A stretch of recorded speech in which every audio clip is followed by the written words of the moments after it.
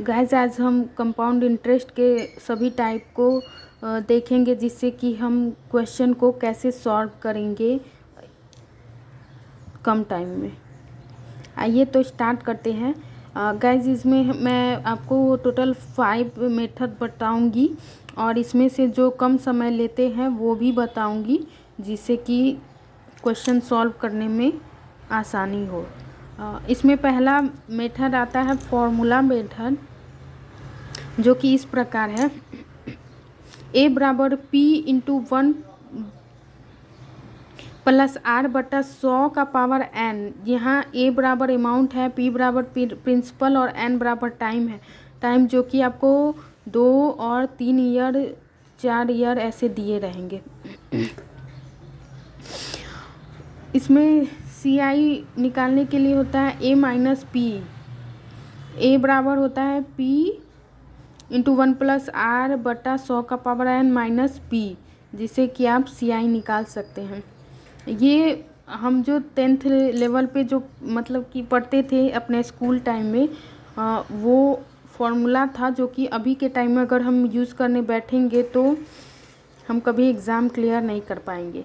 आगे के मेथड हम देखते हैं जो कि कम समय लेते हैं।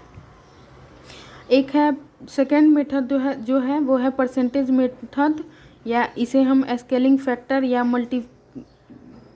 मल्टीप्लिकेशन फैक्टर बोलते हैं। इसे हम एग्जाम्पल के तौर पे समझेंगे। अगर P हमारा 1000 रेट बराबर 10%, T बराबर 3 ईयर होंगे, तो ये 3 ईयर के लिए 10% के रेट से 1331 रुपये हो जाएंगे। इसे हम 1000 को 10% ले करके निकालेंगे तो 1100 हो जाएगा। और CI में हमें जो ब्याज मिलता है उस पर भी ब्याज मिल कर के दूसरे ईयर हमें अमाउंट मिलते हैं, जो कि 1100 का 10% 1210 और 1200 का 10% तीसरे ईयर 1331 हो जाएंगे। इसे सॉल्व करने का ये 2 मेथड है, जो कि आप 1000 गुने 110 बाई 100 को 3 बार मल्टीप्लाई करके निकाल सकते हैं। और अगर हम इसे सॉल्व करेंगे तो 110 बाई 100 को सॉल्व करेंगे तो 1.1 आएगा, जिसे हम 1000 में 3 बार मल्टीप्लाई करके भी 1331 ला सकते हैं। इसमें तीसरा मेथड है जिसे हम बोलते हैं इफ़ेक्टिव रेट ऑफ इंटरेस्ट। ये हम 2 ईयर के लिए निकालने के लिए बताएंगे आपको। आगे 3 ईयर के भी आएंगे, पहले हम 2 ईयर का देखते हैं।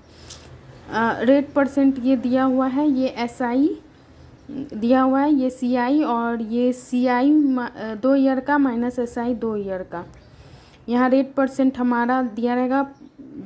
अगर हमें देते हैं 5%, 10%, 15%, 20%, 25% या 30%, तो SI हो जाएगा 2x, मतलब कि वो रेट परसेंट का दुगुना हो जाता है।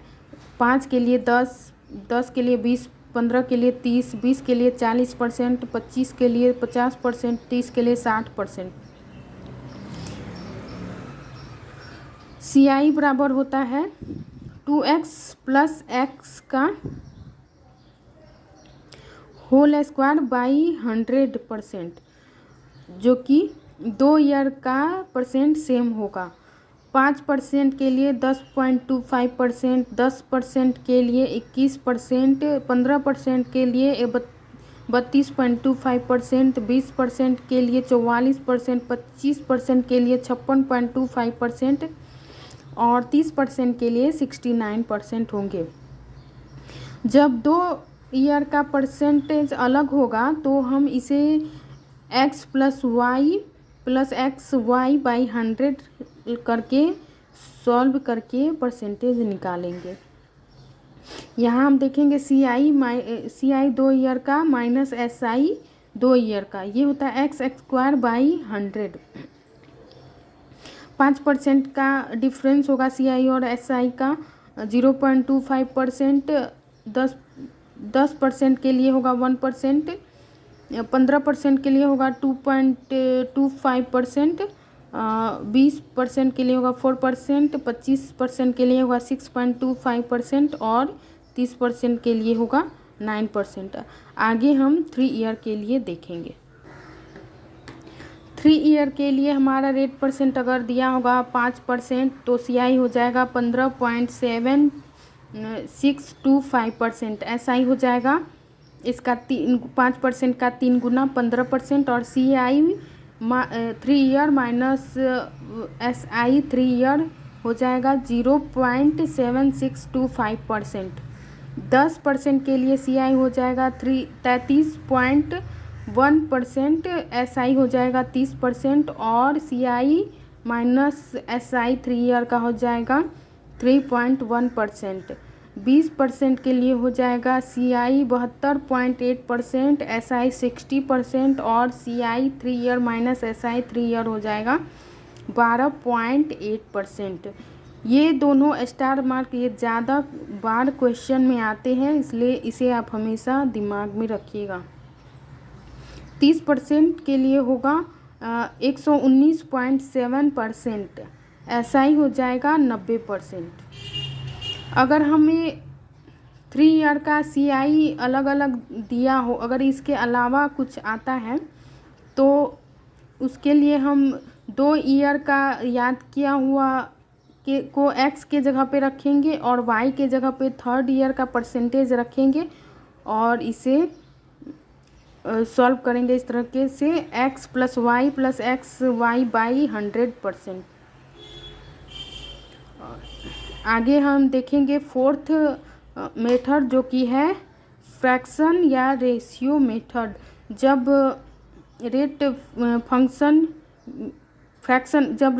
फ्रैक्शन में दिया होगा, जैसे कि 16.2/3%, जो हमारा एग्जाम्पल के तौर पे हम देखेंगे r बराबर 16.2/3% है, जिसे हम सॉल्व करेंगे तो 1/6 आएगा। टाइम हमारा 3 ईयर का है, P हमारा 2160 है, और ये हमें निकालना है। तो ये हमारा रेट परसेंट जैसे कि 6 से हमारा 7 हुआ है, तो वो हम 3 ईयर के लिए है, तो P को हम 6 बार लिखेंगे, और ये जो कि हमारा 7 है उसे 3 बार लिखेंगे। P हमारा 6 वो हमने 3 बार लिखा है। इसे अगर क्यूब करते हैं तो 216 आता है, और 7 का क्यूब 343 आता है। ये हमारा 216 जो है वो P अमाउंट बनाने के लिए 10 से मल्टीप्लाई करेंगे। अगर हम इधर 10 से मल्टीप्लाई करते हैं तो इधर भी करना होगा, उसके बाद हम इसे सॉल्व करेंगे तो हमारा P वैल्यू आ चुका रहेगा।